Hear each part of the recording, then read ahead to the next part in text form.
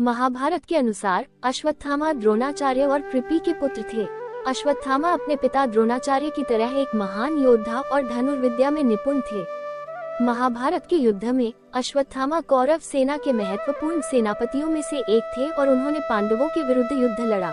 महाभारत युद्ध के अंत में जब द्रोणाचार्य को ये गलत सूचना मिली कि उनके पुत्र अश्वत्थामा मारे गए हैं, तो उन्होंने अपने शस्त्र डाल दिए और ध्यान में लीन हो गए। उसी समय द्रोणाचार्य का वध कर दिया गया। इस घटना से अश्वत्थामा में अत्यंत क्रोध और बदले की भावना उत्पन्न हो गई।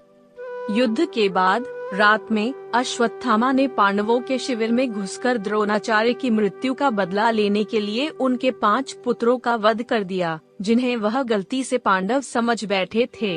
इस कृत्य के कारण अश्वत्थामा को भारी पाप लगा। इस घटना के बाद अश्वत्थामा ने ब्रह्मास्त्र का प्रयोग किया, जिसे रोकने के लिए श्री कृष्ण ने उन्हें श्राप दिया। कृष्ण ने उन्हें श्राप दिया कि वे अनंत काल तक जीवित रहेंगे, लेकिन वे कभी भी सुख और शांति प्राप्त नहीं कर पाएंगे।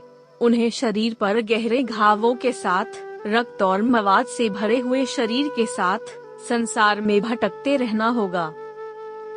कहते हैं कि अश्वत्थामा आज भी जीवित हैं, लेकिन उनकी स्थिति दयनीय है।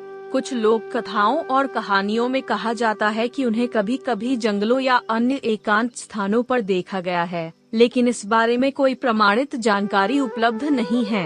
यह एक धार्मिक और मिथकीय कथा है और इसे ऐतिहासिक सत्य के रूप में नहीं लिया जा सकता।